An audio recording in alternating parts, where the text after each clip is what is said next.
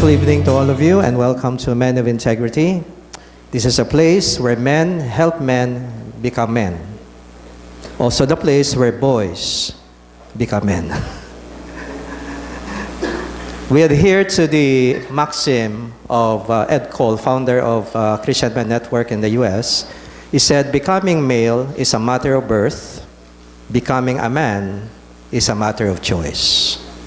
You do not become a man simply by biological growth. In fact, here in the Philippines, it's very sad to know that our culture does not give us a proper initiation into full manhood. Dito sa ating kultura po, when you become part of a barkada, the barkada initiates you into the barkada life, and you're introduced to smoking, drinking, and all the other things that make you think you're now a man. So manhood is about smoking and drinking, right? But that's very far from God's original purpose for manhood.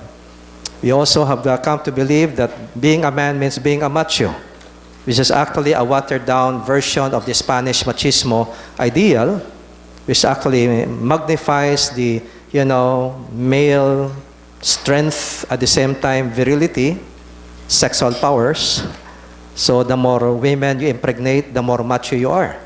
And the more, the more you're able to defend your honor, defend your name, the more macho you are. You never allow anyone to step on you.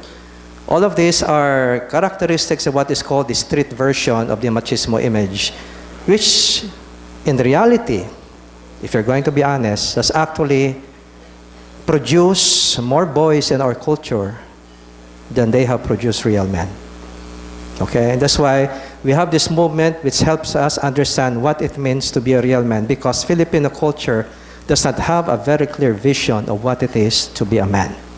We have been bred in wrong beliefs and ideals that have all the more corrupted our manhood and made us even more incapable of exercising full leadership, beginning in the family, in our community, and even in the nation. That's why we are here tonight. Becoming male is a matter of birth. Becoming a man is a matter of choice. Can you say that to the person beside you? It takes your choice to become a real man. In other cultures, there are initiation rites where a boy knows he has become a man. For example, in Africa, you're supposed to go out alone and hunt for a particular animal. And if you go home, you're still alive, and you caught the animal, you're now declared a man. Okay? Here in our culture, we don't have anything like that. That's why most of us follow the machismo belief, or it's either you're a macho or a maching. The two extremes is either being macho and being bading at the other side. Okay? And most men are caught in the middle. We don't know. What does it mean to be a man? Okay? And God has never left out with us a clear standard of manhood, because God was the one who created us. He is the one alone who has the right to define what manhood is. And that's what we have been studying in this series, okay? So, Dr. Ed Cole also said the reason why families fail and societies fall is because there are more boys out there than there are real men. Let me repeat what he said. The reason why societies fall and families fail is because there are more boys out there than there are real men. To be honest, I've done a lot of study in our culture, Filipino culture and history, and I've realized that our Filipino culture is yet a very juvenile culture, because most of our models of manhood actually perpetrate the boy in us instead of allowing us to take full maturity and take full responsibility. For example, what differentiates a boy from a man is that a man will always take responsibility for his actions. He will choose not to blame anyone or offer excuses to justify his failures. That's our man. A boy will always try to find somebody to blame for his failures. And if you're a married man, it's usually the wife who's being blamed. Okay? A boy, will always offer excuses to justify his failures. He cannot admit that he failed. Okay? But it takes a real man to say, I'm wrong, I take responsibility. And I will not justify my failure. The buck ends with me. That is a real man. You agree? Okay. So we have been learning this, but today we're going to go into Master Key number 8 in our series on the Master Keys to Maximize Leadership and Success.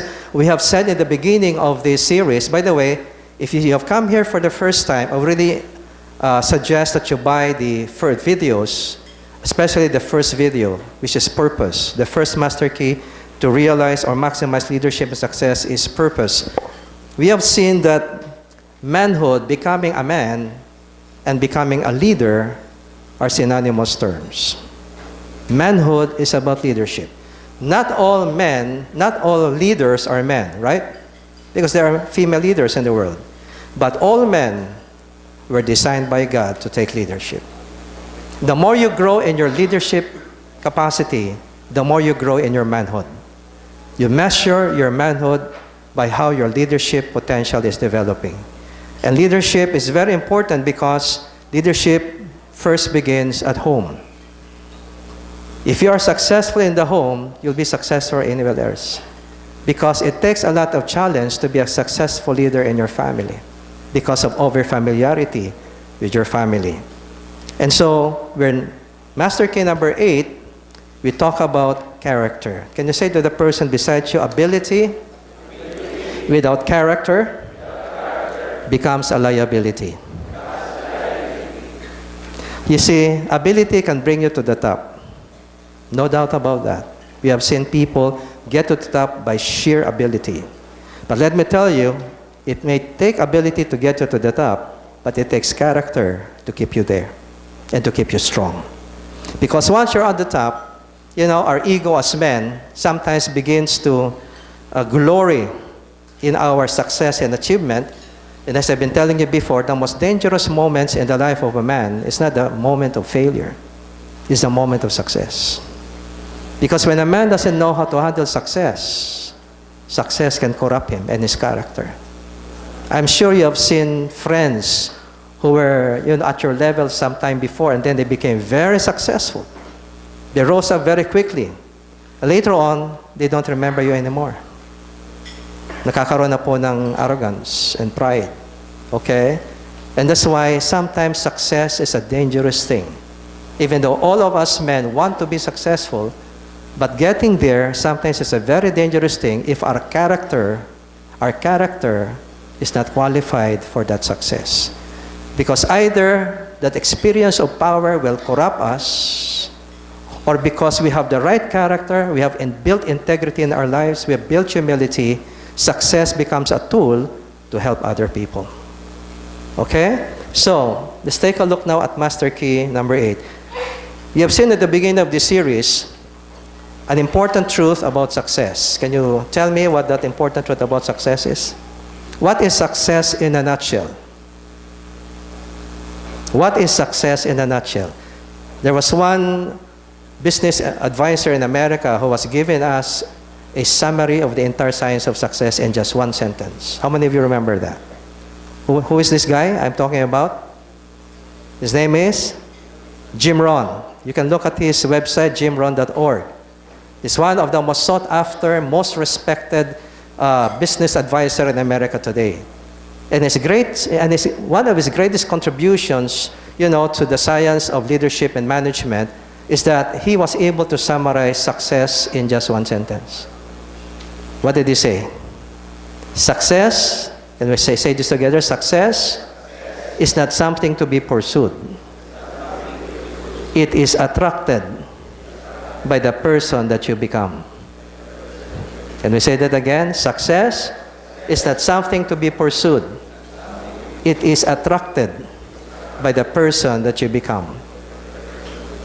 The more excellent you become in 3 areas: ability, in terms of your competence, your character, and the other area is spirituality, which enables you to continue maintaining good character and enhancing your abilities. If you have these 3 together in your life, you will experience enduring success. Why? Because that character will keep you humble even in the midst of the greatest achievements of your life. And that will keep you from being corrupted. Do you understand that? Okay? That's why it's important for us to know success is the product of what you become, of who you are. So that's why our goal is not to succeed. Many people fail because they have the wrong goal. Their goal is success. Wrong. Success is not the goal. Success is the byproduct, the consequence of another goal, and that is the goal of excellence. Your goal is to become excellent in all that you are, in your character, your relationship with people, your ability, your skill, your spirituality, and all those areas. When you develop excellence, then you're able to sustain your success. And you become successful. Okay? I'm speaking from experience. It's better for money to run after you than for you to run after money, because there are many like you running after money, and it's the survival of the fittest. Right? The resources are small. Those running after them are quite many. And only a few get to the resources. And you have to qualify yourself to get there. That's why it's important for us to realize the goal is not to succeed. Because if you make success your goal, you will do anything, even sacrifice your moral convictions, even sacrifice some important relationships in order to be successful. True or false? You see, when success is your goal, you will sacrifice everything for that goal. And sometimes including your moral standards.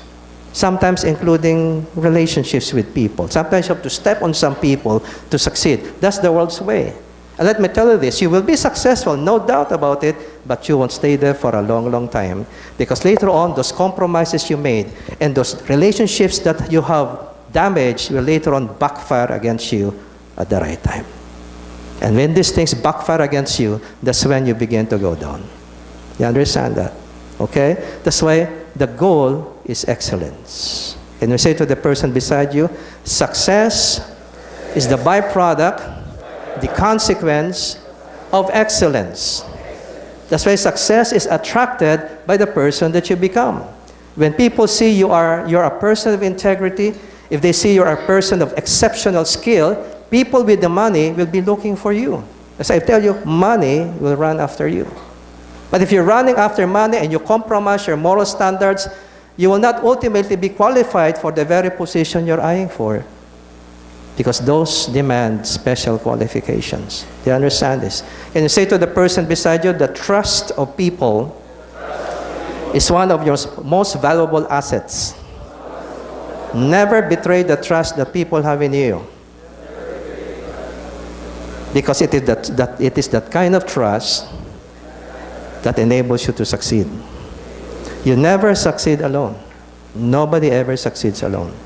You are successful because there have been many people who have contributed to you in your path to success. You understand that? That's why building right relationships with people and building relationships with the right people are two very important factors to your success.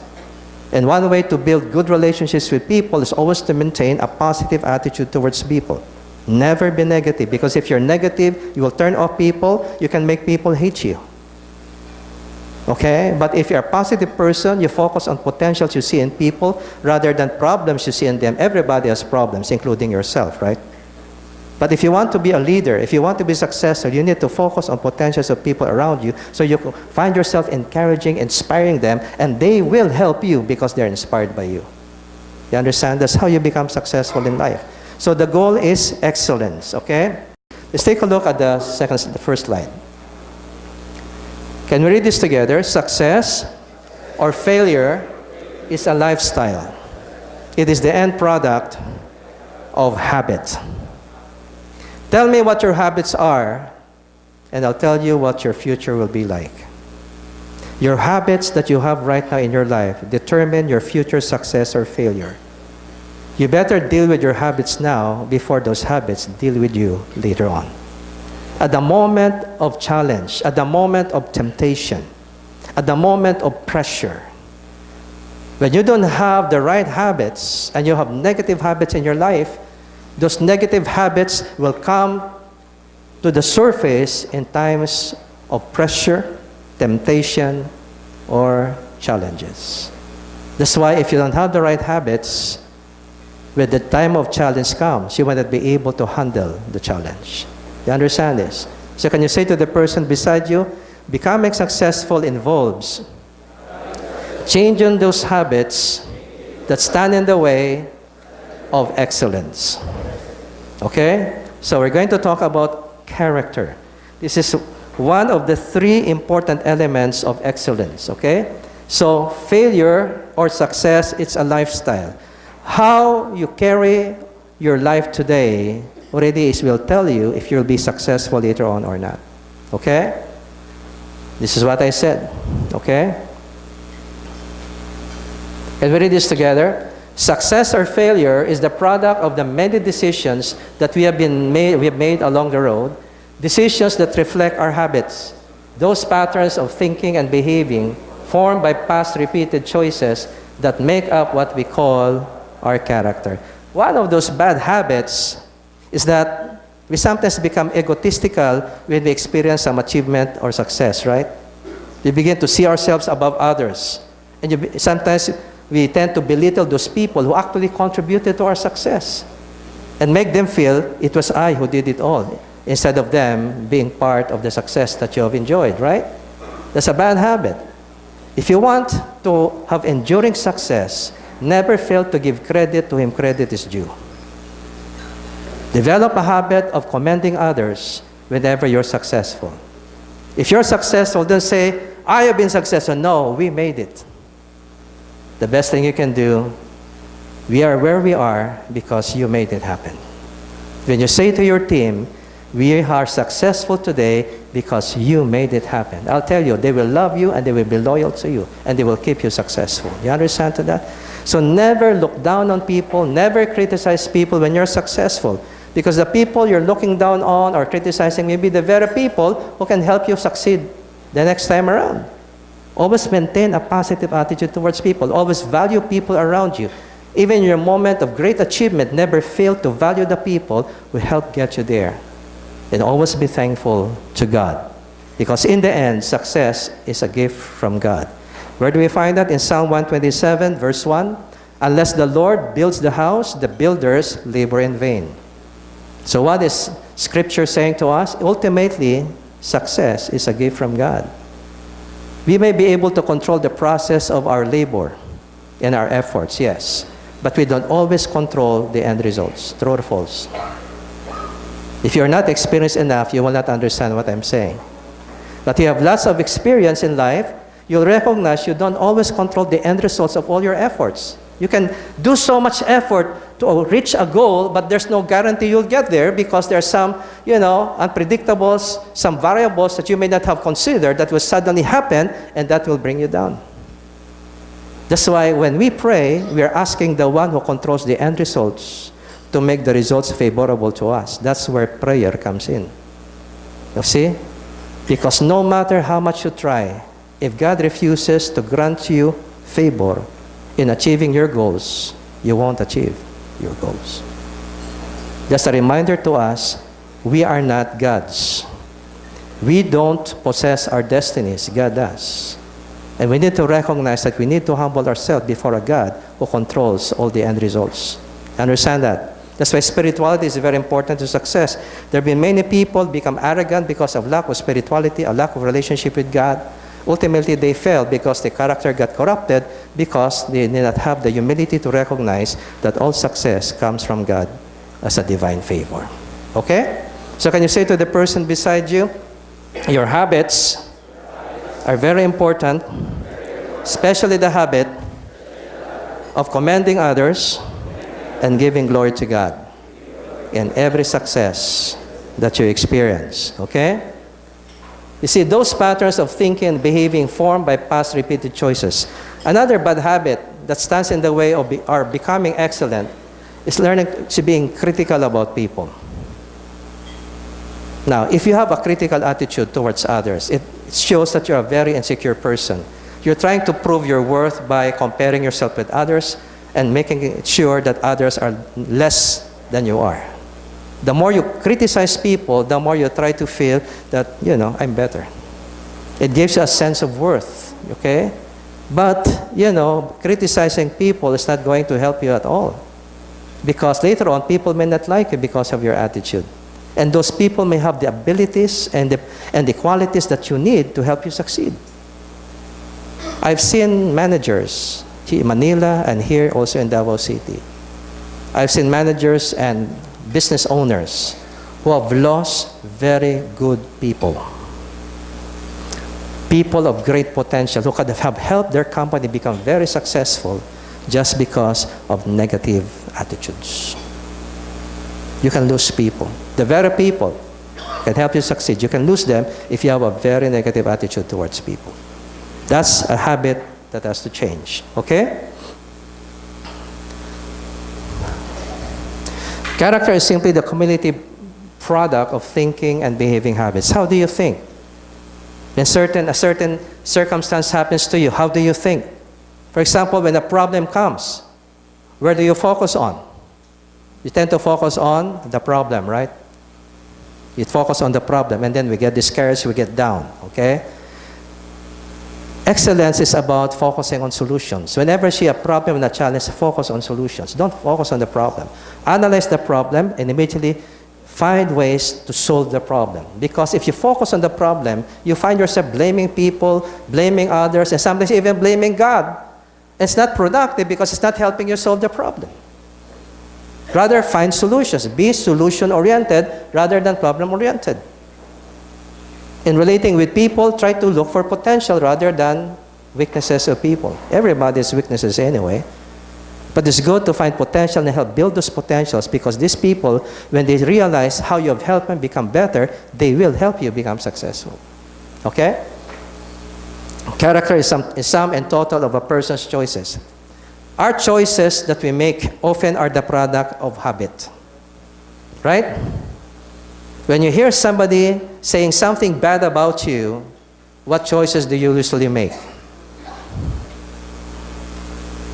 If your choice is to try to find ways to get even with that person who's trying to harm your reputation, you see, that is an expression of your habit, if you're used to doing that. It is never wise to get even with somebody who's offending you. You know why? Because you have decided to go down to the level of the offender. You end up becoming just like the person. You understand that? When somebody offends you, refuse to take offense. Charge it to experience and ask the question, maybe there's something this person is trying to point out that I need to improve in my life. Right? Rather than focus on the offense, which is going to be productive for you, focus, what is this teaching me? What can I learn from this person? How do I need to conduct myself in the face of this offense so next time I won't be bothered by this anymore? One of those things you can do is to learn to forgive. Learn to overlook offenses, because there will always be offense, right? But if you always take the offense, what a miserable life you live. You cannot be a slave of what people do to you. But once you take offense, you decided to be a slave of that person. That you allow that person to affect you. You understand that? Refuse to take offense. That's why in the book of Proverbs, it is to a man's glory to overlook an offense. A man's wisdom gives him patience with people. Can I say that together? A man's wisdom gives him patience. It is to his glory to overlook an offense. You got that? That is one of those habits that we need to change. You understand that, okay? Our character is basically a composite of our habits because they are consistent, often unconscious patterns. They constantly, daily express our character. Character is simply the sum total of all our habits. Thinking, behaving, relating habits. All of those put together is our character. So character is just about habits. And habits can be changed. That's the good news, right? Can you say to the person beside you, habits can be changed. And habits can be changed. My character can change. Okay? Plutarch, man of wisdom. Aristotle. We need to develop a habit of excellence. And the habit of excellence is, by the way, how do I define excellence? Excellence is not perfection. Excellence is constant improvement. Can you say that together? Excellence is constant improvement. We never stop improving. We keep improving. Okay? That's what it means to build a habit of excellence. A habit of excellence means that if I see something wrong, I'll improve on it. If I did something bad, I'll correct it and improve on that. That is the habit of excellence. Okay? Success is nothing more, according to Jim Rohn, than a few simple disciplines practiced every day. Like, for example, coming on time to an appointment. When I started mentoring men in Manila, I taught them the first step to integrity is to keep your word. If we say we're going to meet at 8 a.m., then we be here before 8 a.m. If you cannot do that, if you cannot change that habit, the other challenges to integrity will be more difficult. Because napakasimpleng bagay lang yan. Come on time. Di ba? So kung alam mo makaka-traffic sa area nyo, agahan mo yung pag-alis. Every time somebody tells me, Pastor, sorry, late. I'm sorry, I'm late. Na traffic eh. I never take that excuse. I say, alam mo ba na may traffic sa inyong lugar during the morning? Yes, Pastor. So you should have waken up earlier, right? And left the house earlier, right? Don't make the traffic an excuse because it's not helping you become a better person. It's just reinforcing a bad habit of not coming on time. It's as simple as that. And so these men that I have trained, they learned to come before the time. Sabi ko, good. You already have the first step to building integrity in your life. Okay? That's the first discipline. You know, if you are tempted, you know, to compromise in little things, don't.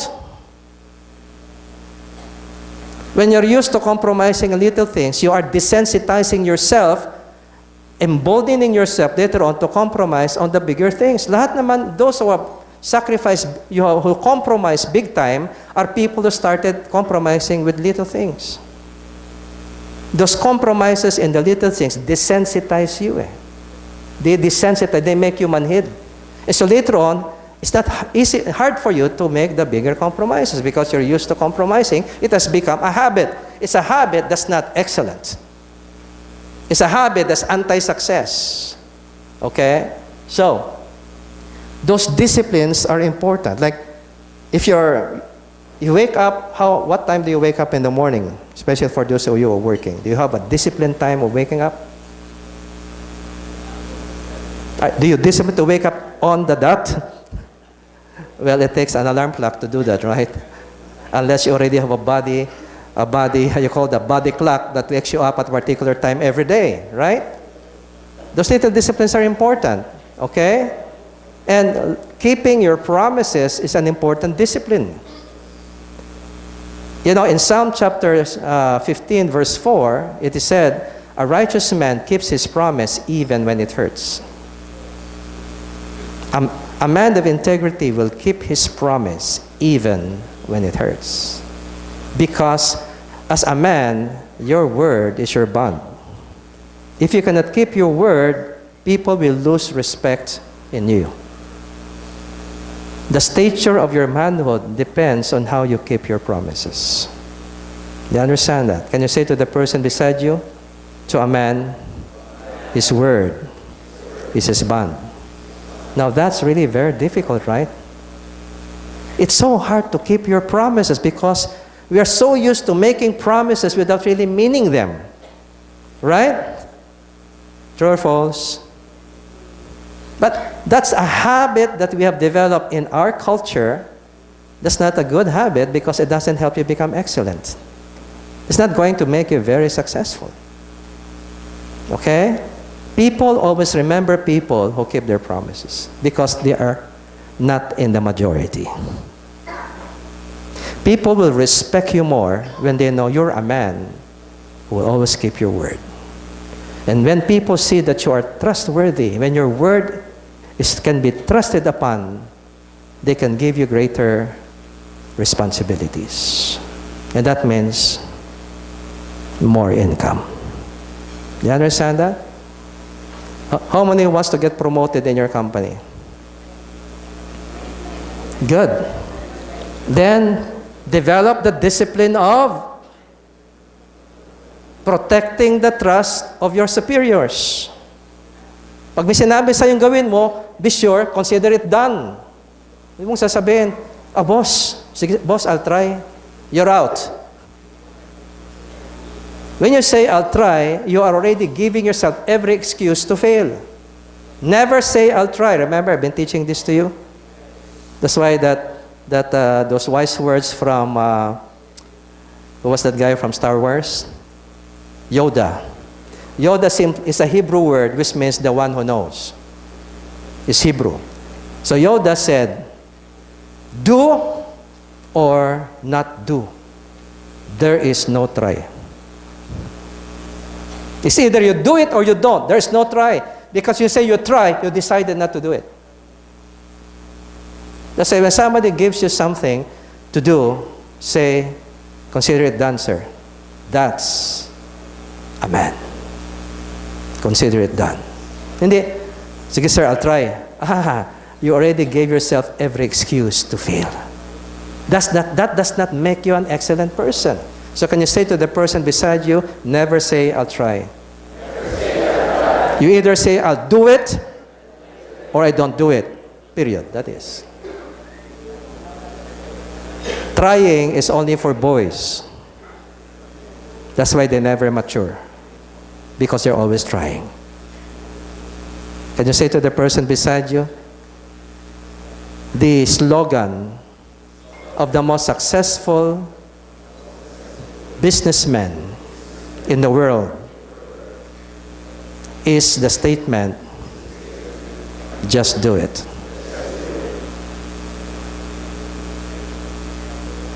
I'm not kidding. That's from Fortune magazine. How many of you know Fortune magazine? Fortune magazine, magazine that provides you testimonies of success of people around the world. And there was a survey that was done in one issue. What is the slogan of the most successful men in the world? And they did a survey, they summarized it. Their slogan is this: do it. Don't try. Do it. Got that? So please don't say, I'll try. You're just a boy when you say that, because you're not serious in getting it done. A real man will get it done when it has to be done. That's a man. Right? So say, I'll do it. But the real man will say, done. Done. That's why that man will be very successful. Because he's able to commit himself and keep his word even when it hurts. Okay? Are we learning something tonight? Okay. He said, Jim Rohn said, while failure is simply a few errors in judgment repeated every day, it is the accumulative weight of our disciplines and our judgments that leads us to either fortune or failure. Failure is not a single cataclysmic event. You don't fail overnight. Instead, failure is a few errors in judgment repeated every day. If you're not correcting your mistakes, you're deciding to fail in life, ultimately, if you don't correct your mistakes. If you keep justifying or giving excuses for your failures, you made a choice not to succeed. You have deprived yourself of every potential that God has given you to be successful. You understand that, okay? And this is a wise word from U.S. Senator Dan Coates many years ago. He said, character cannot be summoned at the moment of crisis if it has been squandered by many years of compromise and rationalization. The only testing ground for the heroic is the mundane, the every day-to-day decision-making. The only preparation for that one profound decision that can change a life is those hundreds of self-defining, seemingly insignificant decisions made in private. Habit is the daily battleground of character. You know King David, right? You know Joseph. What do they have in common for those of you who read the Bible? What's common between David and Joseph? Both of them face a major test in their life. What was the major test that they face? A seductive woman. Right? David and Joseph both face the worst test case scenario a man can face. To be seduced by a beautiful and powerful woman. Well, who succeeded? Joseph. Who failed? Can you tell me why? Remember, every major success or failure is the product of many years of building the wrong habits. Every major success is the product of building the wrong habits. Now, what habits did Joseph build? Since the time he arrived in Egypt, he developed an attitude of integrity in everything he did. He made it a choice to protect the trust of his master in everything he does. Even when the wife of his master fell in lust with him and tried to seduce him and, pull him to bed, he refused because he said, your husband trusts me, and I will not violate the trust and sin against God. He developed a habit of integrity in his life. He developed a habit of keeping his word. He developed a habit of protecting the trust that people put into him. You understand that? That's why at the moment of the greatest test, he was able to overcome. Because he had the right habits that qualified him to overcome the challenge. Look at David. David, by the time he fell for Bathsheba, had already, you know how many wives? He already had 8 wives. The worst thing is that Bathsheba is a married woman. All the others were single. Not only that, if you look at the record, before he fell for Bathsheba, he already added to his harem concubines. From the time he moved his capital to Jerusalem, he took so many concubines. You know what concubines are? Mga kabit. That is part of the royal harem. He imitated the ways of the pagan nations, the pagan kings. They multiplied their women. David compromised in the area of sexual relationships. And he was preparing himself for the major fall with a married woman. David fell because he had all the habits necessary to make him fall. Because he had the wrong habits. You understand this? When men fall into adultery, you can be sure they'll be at all the bad habits along the way. We have compromised our relationship with our wife by entertaining pornography. Pornography conditions you to enjoy sex with other women besides your wife. And that's a bad habit. Because once you're conditioned to enjoy sex with another woman, and many women, even just visually or in your imagination, instead of enjoying it with your wife, soon you'll lose your appetite with your wife because now you want fresh women in your imagination by looking at pornography. You are preparing yourself for adultery. Because one day, you don't want it imagination na lang. Gusto mo totohanan na. The law of diminishing returns. The more you enjoy something, the more it becomes boring. In time, you will look for the higher thrill. Are you listening? That's why if you are indulging yourself in pornography, I won't be surprised if one day you will fall for another woman that's not your wife. Because you already have conditioned yourself, built the wrong habits, the compromises that are now preparing you, conditioning you to fail in your marriage. That's why I told you, deal with your habits now before they deal with you. It can be very devastating when the habits begin to deal with you at the right time. Okay? I shared this with you. Ability can get you to the top, but it takes character to keep you there, because once you're at the top, you are exposed to so many temptations. True or false? The more powerful, the higher, the greater the power you have, the greater will be your temptations. Kasi sabi nga doon sa Spider-Man, di ba? With great power, let me add, with great power also comes great temptations. So be careful. Don't seek after power. It's a very dangerous thing. Okay? Be more concerned with your character than your reputation. Because your character is what you really are, while your reputation is merely what others think you are. And later on, your reputation will change when they see your true character. You know, you can never hide those bad habits from the public for a long time. Given the right circumstances, given the right situations in life, those habits are about to come out publicly. That's why we need to deal with them now. Excellence is about habit, building the right habits. That's what it means to be excellent. Okay? The only thing, and this is, you know O.J. Simpson? Football star? Who knows O.J. Simpson? Remember, he was sued for murdering his wife? It was in the midst of all those hearings that he said this when he was interviewed by the press. He said, regrettably, the only thing that endures is your character. Fame and wealth, all of that is illusion. In the end, it's your character that will determine your destiny. You understand that? Okay. Albert Einstein said, can you read this together with me? Try not to be a person of success, but rather a person of virtue. That's the point. The goal is not to be successful. Success is the byproduct, the consequence of excellence, and becoming virtuous is learning to be excellent. It's about excellence in your person. Okay? Heraclitus said, your character, it defines your destiny. Okay? 4 essential character traits that draw success. Are you ready? Remember, success is attracted by the person that you become. Amen? How many of you want to have money running after you? Okay, then make your goal to be an excellent man. Okay?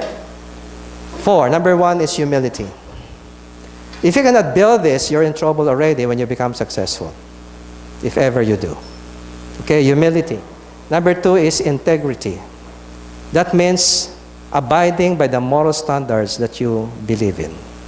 Never compromise what you believe.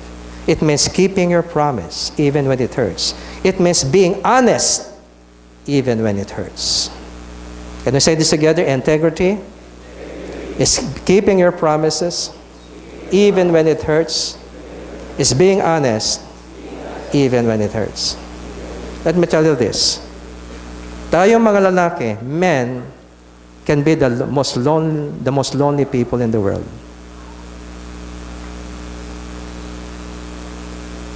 Being a man can be a very lonely thing. You know why? Because our ego keeps us from admitting our failures and our mistakes. Our ego keeps us from being honest about our failures with others. We're always trying to protect our ego, right? We're always trying to project an image, I'm good. It's hard for us to admit that we're wrong. It's hard for us to take responsibility for something wrong I did. Right? That's why deep inside, we know we have many weaknesses, we have many shadows, we have many ugly things in us, but we cannot be honest about those things with people because we're afraid they may look down at us, including your wife. Husbands, let me tell you this, can be very lonely people. Because they don't want to be honest with their wives, because their wives may be overcritical about them, and they don't want to be criticized. Right? And if you cannot be honest with your wife, you're a very lonely guy. Well, you can be honest with other men. That's good. You can find a company of men that can keep secrets. MI2 was established to provide you an environment of men with whom you can share those things in your life that are making you miserable and you want some help to overcome them. Here in MI2, we help each other become better men. We cannot make judgments on one another because pare-pareho lang tayong umaharap sa pare-pareho mga tukso. Do not look down on other men who fall because you have been falling in your mind and thoughts already. Sometimes I warn leaders who look down and condemn Christian leaders who fall into adultery, like pastors and Christian leaders. There seems to be a general attitude of condemnation. We forget that as men, every time you look at a woman with lust in your heart, in the eyes of God, you already committed adultery according to Jesus Christ. That guy did it physically. You have been doing it here. But in the eyes of God, that guy who physically fell into adultery and you're committing adultery in your imagination are no different in the eyes of God. You're committing that sin at the same level. That's what Jesus said, Matthew 5, right? Verse 27, 28. If you look at lust with a woman, you already have committed adultery with her in your heart. Jesus is not playing with words. That is the truth. You understand that? So we cannot condemn men who physically adulterate if we are guilty of adulterating in our thoughts. Who are we? That's why Galatians 6:1 says, brothers, if a brother is caught in a sin, you who are spiritual, restore him gently. He didn't say, you who are spiritual, condemn him, excommunicate him. No, you are spiritual, restore him with gentleness, looking to yourselves, lest you also be tempted.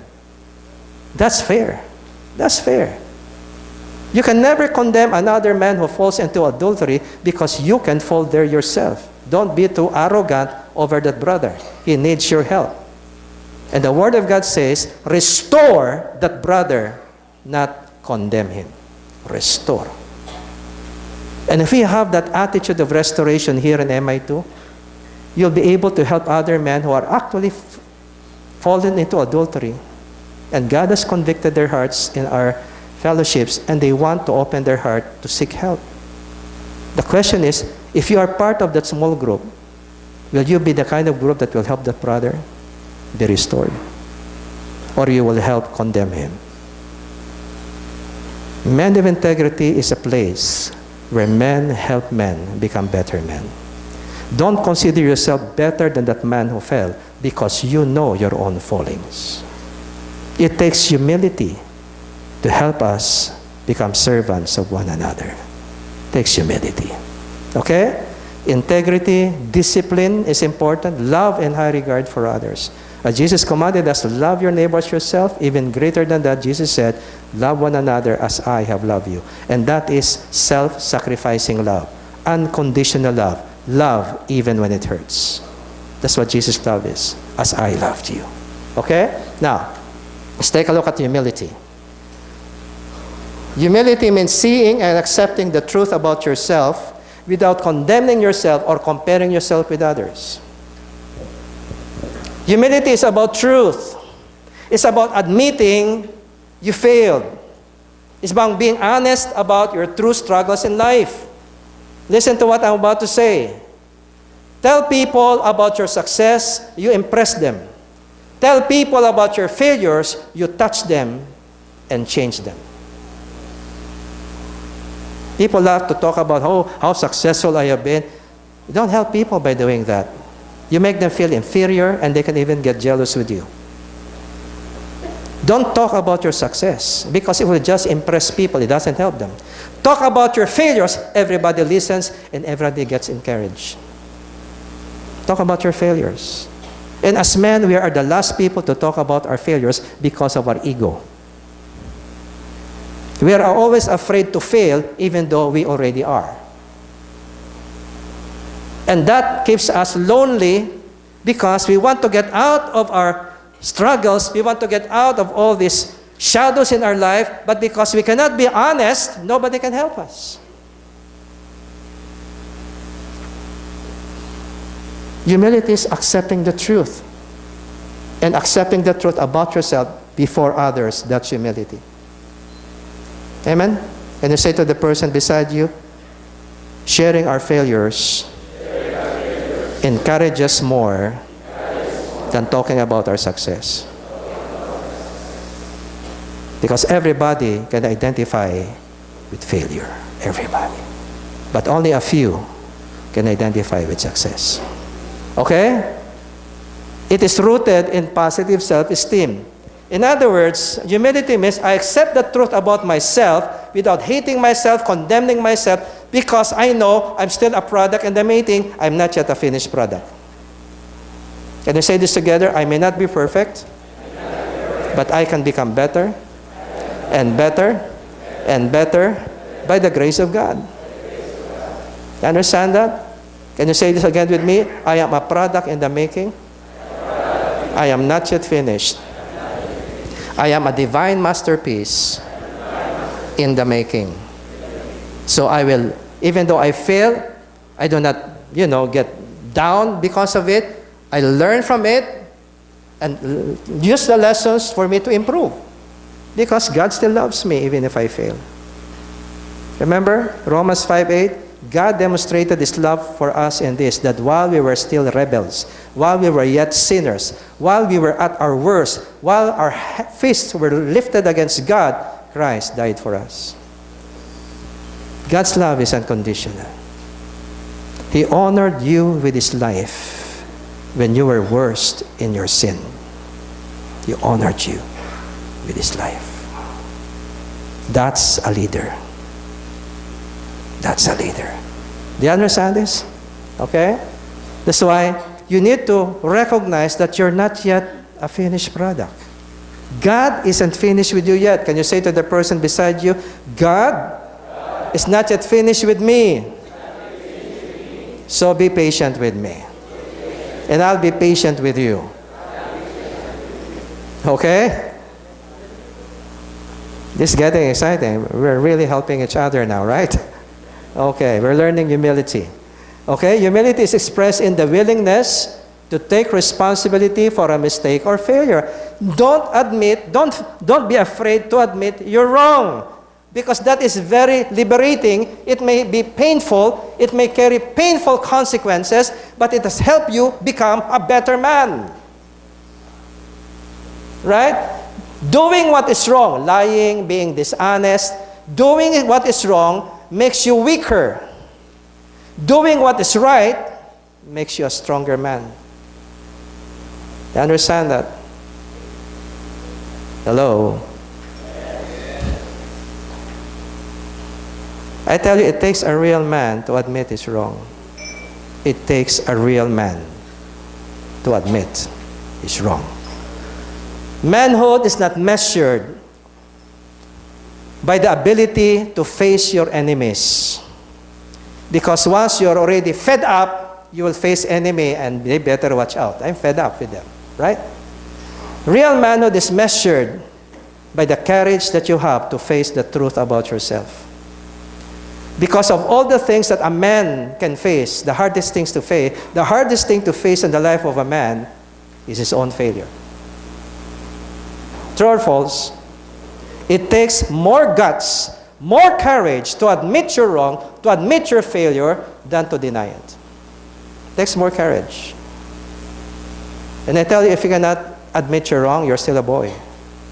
You're going to mess up. You're going to mess up your relationships. But if you want to be a real man, even when it hurts, be honest. The world may look down on you because you did something wrong. But listen to this. You also have won their respect because you were honest enough. In the end, integrity redeems you. In the end, your honesty is your redemption. You understand this? Okay? Number 2, humility is expressed in the openness to learn from others. You know, one of the things that keep men from being excellent is this thought. Alam ko na yan. I don't have to listen to that. I know that already. That's part of our arrogance as men. We think we know everything already. Let me tell you this. Success is about a journey of never-ending learning. Once you stop learning, you will stop succeeding in life. Because others will get ahead of you. Because they never stop learning and learning and learning and learning. Even if you see, I already heard the topic, still go there. Because there will be insights there that may not have been there in the last topic that you heard. You understand that? Never presume you know it all. Because that presumption already is wrong. Nobody can ever presume he knows it all. That's an illusion. There are so many things we yet do not know. That's why Paul says in 1 Corinthians 8, knowledge puffs up, but love builds up. I like how the Apostle Paul said that. Knowledge puffs up, while love builds up. He who thinks he knows something does not know anything at all. I love that statement of the Apostle Paul.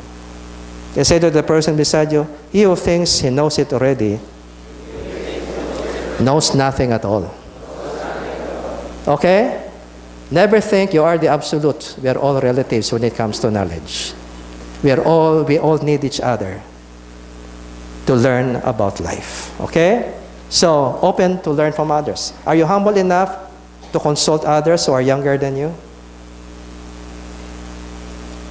Are you fathers humble enough to ask your sons about their opinion about a problem you're facing or decision making you're facing? You may be surprised. Your son may give you a very wise advice. That's a beautiful thing when you're open. There's so much to learn. Do you understand that? Can you say to the person beside you, there's so much to learn. So never presume.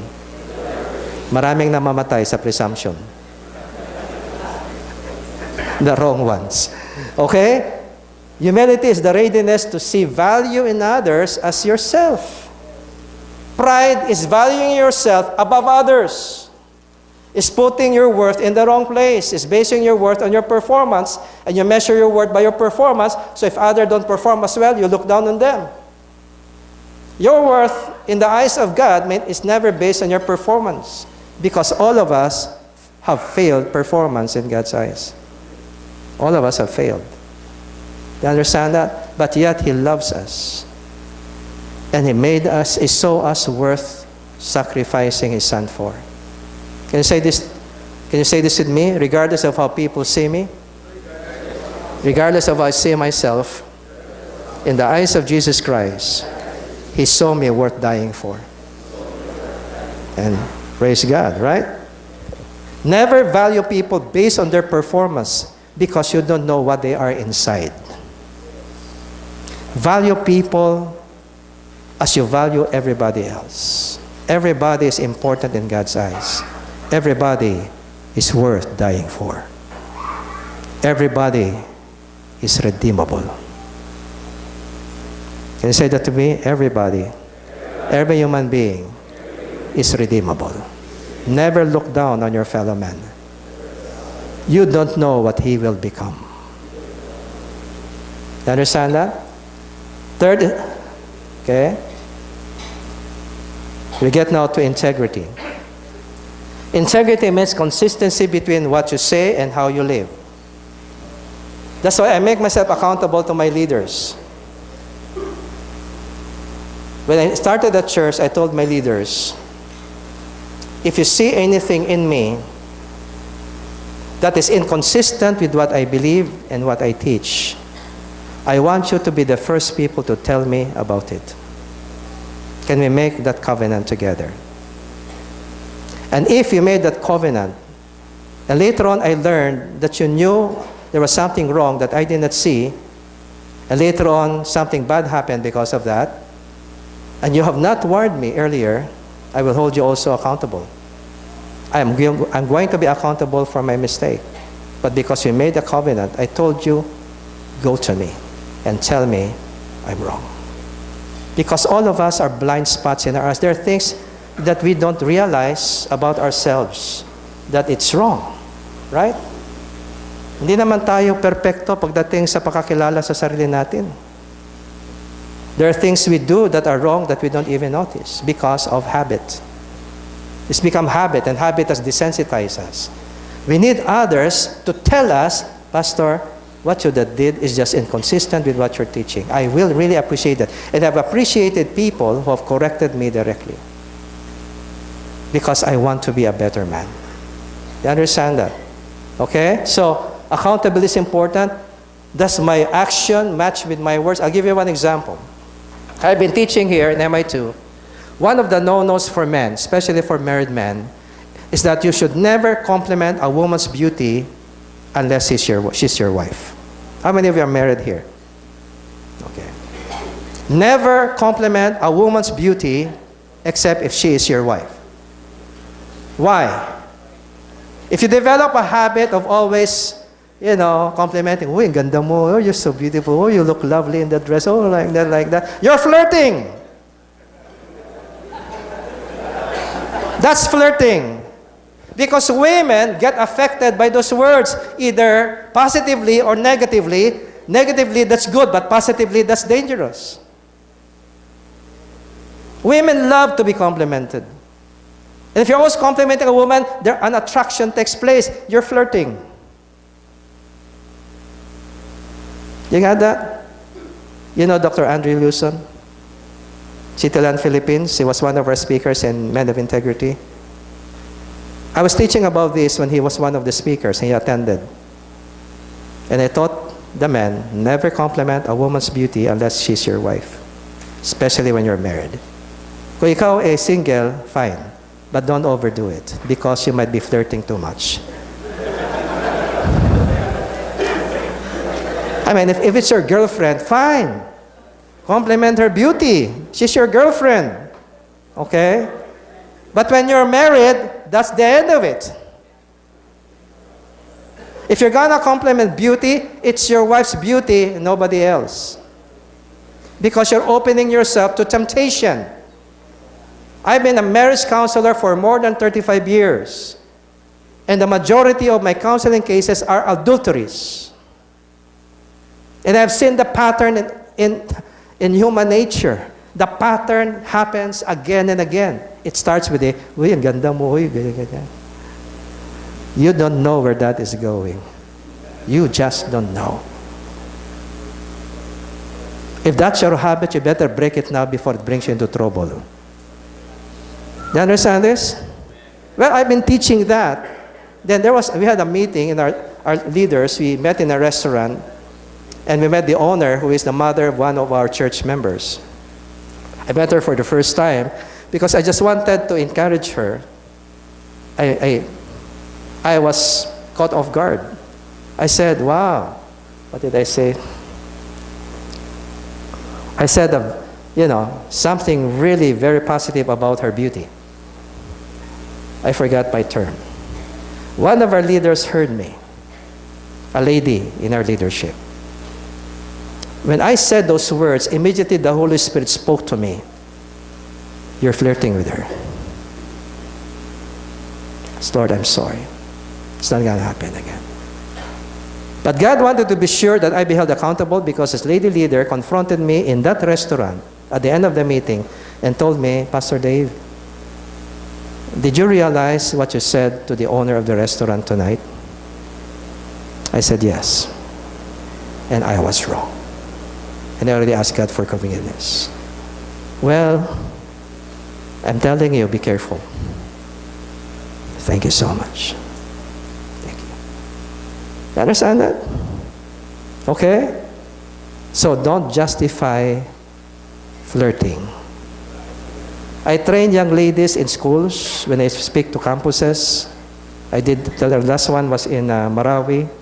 Was that university here? MSU. I was addressing students. And I told them, if ever one of your teachers keep complimenting your beauty, please have the guts to say to your teacher or professor, sir, are you flirting with me?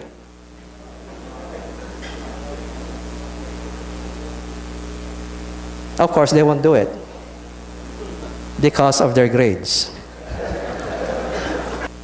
You understand this? You may think I'm extreme.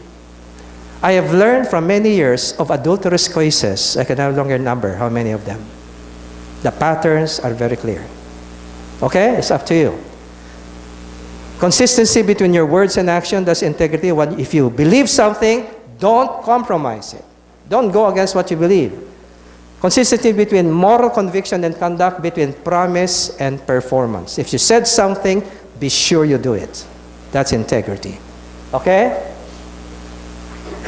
The most important ingredient of leadership, according to John Maxwell, is integrity. Why? Because you cannot be a leader unless there are people following you. Leadership is not about position. Leadership is about influence. You may be in a leadership position, but people are not following you. You're no leader. You just have a position. But you're not a leader. And because you're a leader, you influence others, right? And when people trust in you, they will follow you.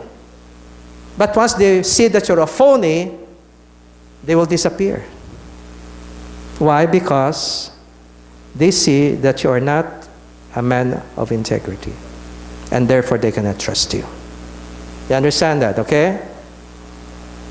John Maxwell said, most potential leaders fail because of inner issues than outer ones. Sometimes you think, "Uy, siguro hindi ako ganun kagwapo, kaya..." It's not about your outer qualities. It's about your inner qualities that commands the respect of people. You understand that? It's not about how you look. It's about how you relate with people. Okay?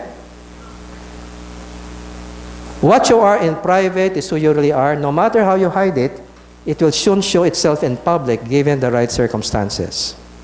One major key to success is building and maintaining integrity in your private life as a solid foundation for your public life. In other words, what you don't want to do in public, don't even do it in private. You can never say, "Oh, nobody knows, nobody is looking." God is always looking at you. And He says in His Word, "Be sure your sin will find you out," giving the right timing and circumstance. Do you understand this? Maintain discipline and integrity in your private life.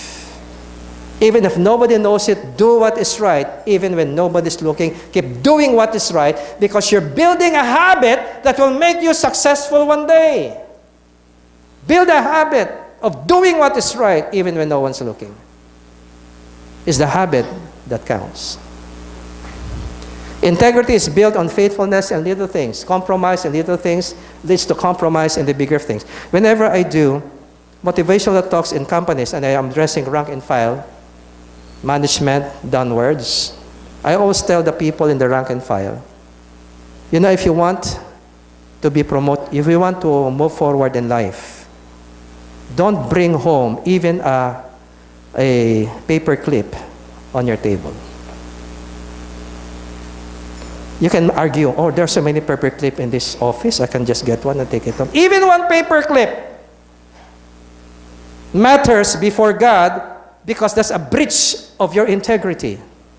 Integrity is measured first in the little things, not in the big ones. That's where the training takes place.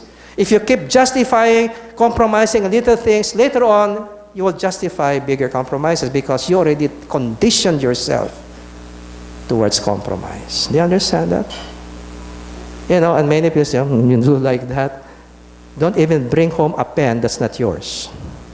Put it back where it belongs. That's where you build integrity, in those little things, because you're building a habit that can change a lifetime. Okay?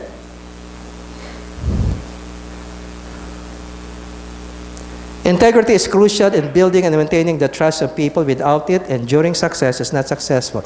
Once people stop trusting you, your success is going to be short-lived. Integrity is very important. When you conduct your affairs with integrity, at first you may seem to fail, but you will ultimately succeed because God's favor is on you. I'll tell you what I mean by this. You know, in business, if you want to profit, sometimes you have to cheat, right? Right? Wrong. In business, if you don't cheat on the advertisement, if you don't cheat in that sales talk, you'll never, profit much. You have to lie a little, cheat a little, right? Right? Wrong. Good, you're developing a good habit now. When you do it the world's way, you will be successful to a certain level, right? Until people begin to show what a phony you are. It is just a matter of time. You understand that? Okay? But when you conduct your affairs with integrity, at first you may seem to fail, but you will ultimately succeed. When you conduct your affairs with compromise, at first you may seem to succeed because you're playing it the world's way, but because it's against God's ways, you will ultimately fail. Just a matter of time. Compromise is the hallmark of every man who has failed and fallen. Okay? So if you have saved a lot of pornographic videos in your computer or laptop or in your cell phone, the first step tonight is to delete all of those videos in your storage. Step number 1. Number 2, if you're married, tell your wife you're struggling with pornography. So she'll be watching you when you're up in the night and she's there in the bed. In the early wee hours of the morning, you're not beside her. Tell her to look for you. Or ask her to put a password in your laptop that only she knows. And if all of those don't work, cut off your internet connection. I'm telling you, when it comes to sexual sin, if you're not radical, it will never work. If you're not radical, it will never work. When it comes to sexual sin and sexual temptation, gradual never works. Jesus said in Matthew chapter 5, 27, 28, he says, he who looks at a woman has already committed adultery with her if he looks at her with lust, right? And the next thing he says, if your eye causes you to sin, pluck it out. If your right hand causes you to sin, cut it off. When it comes to sexual temptation, the eye is the number one window of temptation, right? And the right hand is the one that's doing something, right? Jesus knows that.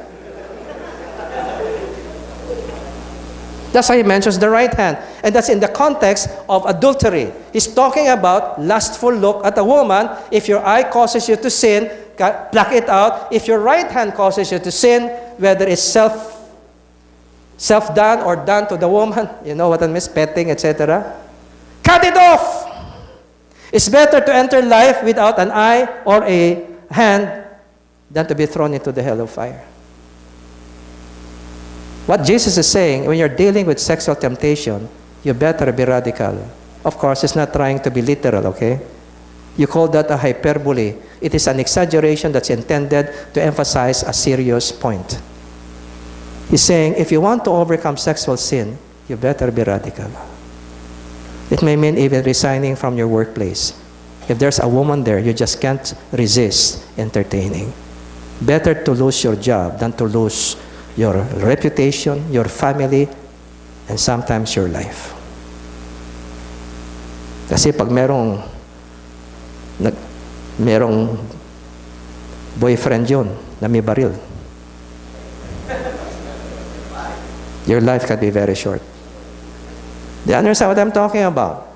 Stay away from those things. Do not expose yourself. The best thing to run when you're facing sexual temptation is to run. It's the best thing to do. Joseph overcame the worst temptation of life because he ran away. The problem with David, he stood. That's the problem. He stood. That's why he fell. When it comes to sexual sin, don't think you are spiritual. Even David, a man after God's own heart, fell. Spirituality is not a guarantee that you will not fall. You better be careful. Okay? In order to be a leader, man must have followers, right? Hence, the supreme quality for the leader is unquestionable integrity. Without it, no real success is possible, no matter whether it is on a section gang, a football field, in an army, or in an office. If a man's associates find him guilty of being a phony, if they find that he lacks forthright integrity, he will fail. His teachings and actions must square with each other. The first great need, therefore, is integrity and high purpose if you want to have enduring success as a leader. That's Dwight Eisenhower. Okay? Discipline. Discipline is the foundation upon which all success is built. Jim Rohn said, lack of discipline inevitably leads to failure. Let's read this together. You must all suffer from one of two pains. The pain of discipline or the pain of regret. The difference is, discipline weighs ounces while regret weighs tons. Masakit ang mag-discipline, di ba? Pero that's a better pain than the pain of regret because you fell. Anyway, you'll suffer. Suffer right. Don't suffer wrong. If you have to suffer, suffer doing the right thing rather than suffer because you did something wrong. You understand that discipline is important. Jim Rohn said, if you keep affirming a person without discipline, it's the beginning of delusion. Affirmation without discipline doesn't work. We have many books today on success that talks about daily affirmation. I am a successful man. I will be, those, you call that this daily affirmations. I tell you, you keep affirming that, you have no discipline, it's not going to work. You need to discipline yourself. Okay? Discipline means ordering your life according to established standards of behavior. Of course, for us Christians, according to the standards of God's Word. Okay? Discipline yourself towards success means disciplining yourself towards self-improvement. Discipline is about improving yourself every step of the way. List down areas in your life where you know you've been failing. List them down and focus on those areas and focus on improving in those areas one at a time.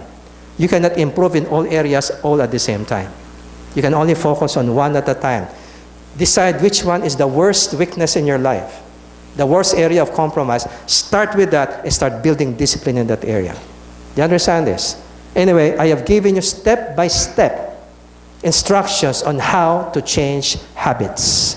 I will not be discussing them here. You're going to read them in your handout. Okay? Success is nothing more than a few simple disciplines practiced every day. Okay? Love in high regard for others. Love means valuing people above yourself. It means putting their interests and needs first and giving them your best. Okay? First application is your marriage. If you want to be successful as a man, remember, the measure of a man is the measure of his marriage. I repeat that. The measure of a man is his marriage.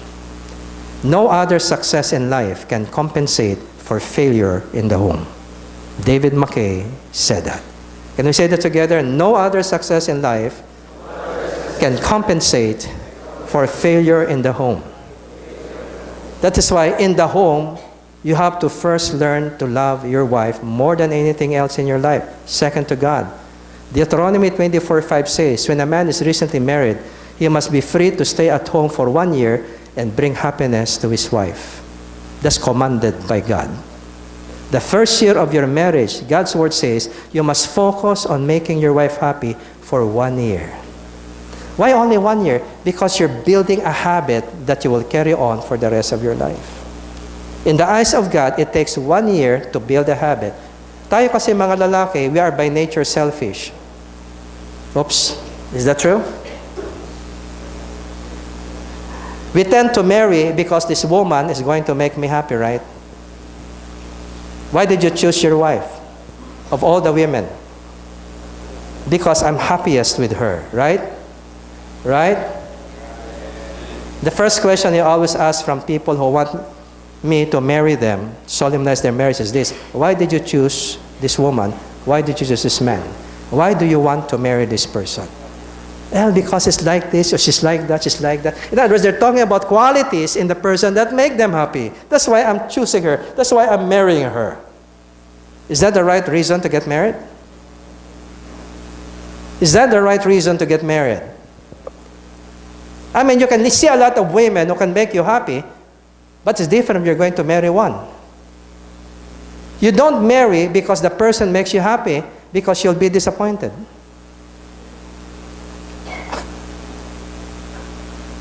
The worst reason of getting married is because you want to find happiness. I'm getting married because I want to be happy. You're already dooming yourself for a lot of disappointments. That is not the right reason to get married. Are there single men here? Okay, learn this now. Words of wisdom. As men, everything caters to me, right? I win her heart because I like her, she's beautiful, she makes me happy, right?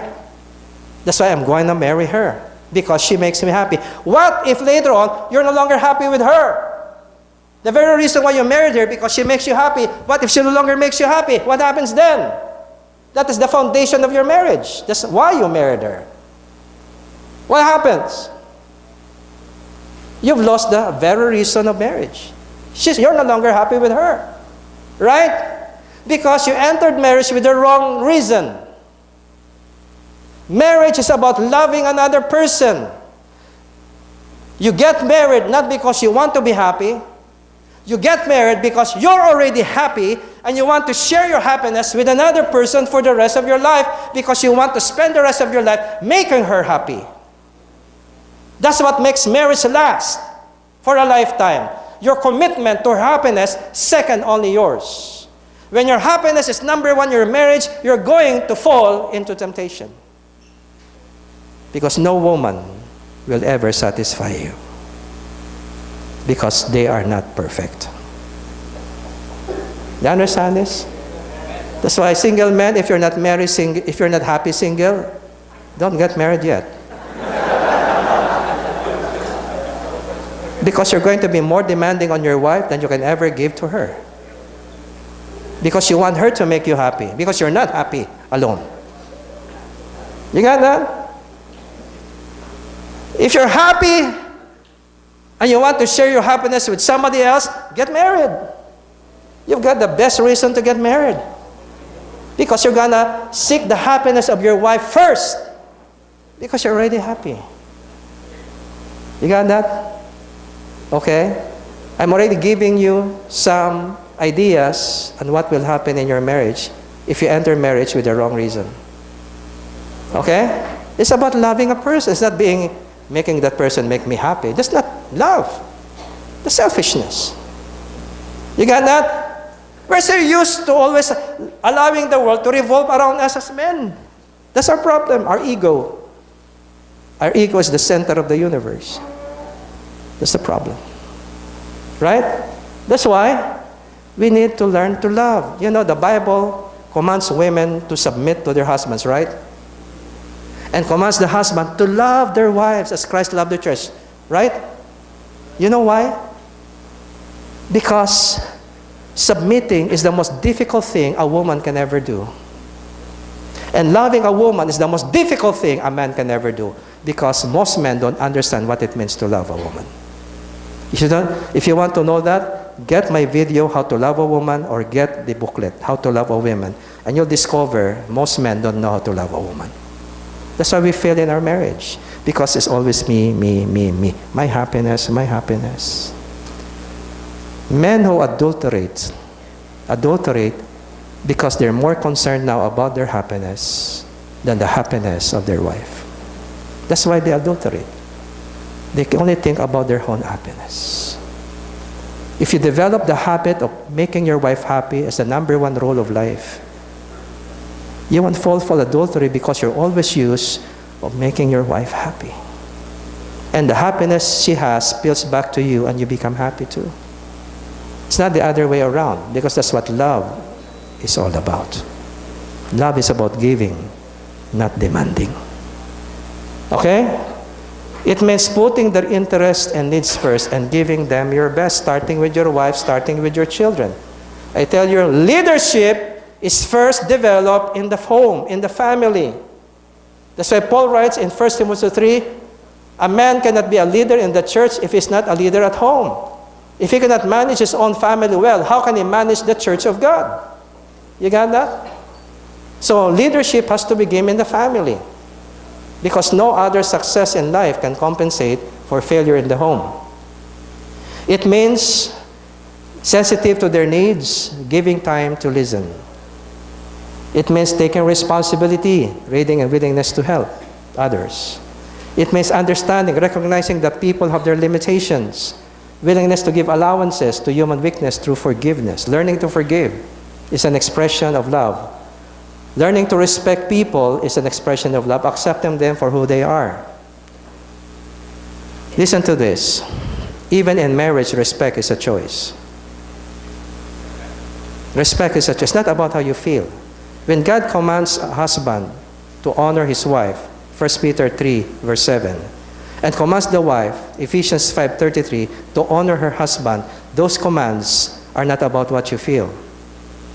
They are choices you make. Even though you're not happy with your wife, you will still choose to respect her. Even if she nags you, you will choose still to respect her. Because respect is always a choice. Nobody needs to be perfect to be respected. Because if that is so, then nobody on earth is worthy of respect. Because nobody is perfect, including yourself. Understand that? I tell you, these teachings are only for those who are ready to become men. This is hard. But the harder it gets, that's where the real man is being tested. You understand that? Remember, becoming male is a matter of birth. Becoming a man is a matter of choice. Okay? Since character is mainly the product of thinking habits, the key therefore to character change is change in thought patterns.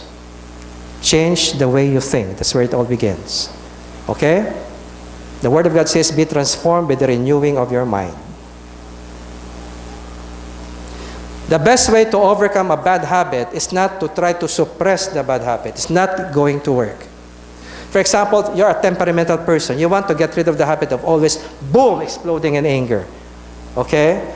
You will not be able to overcome by trying to control your anger because many times you can't. You got that? Okay? You say, oh, count to 10. 1, 2, 3, 4, 5, 6, 7, 8, 9, 10. Boom! Still explodes. Sometimes it works for some men. It doesn't work for all. It works for some. You understand that? You do not overcome a bad habit by trying to suppress it. You overcome a habit by building the opposite one.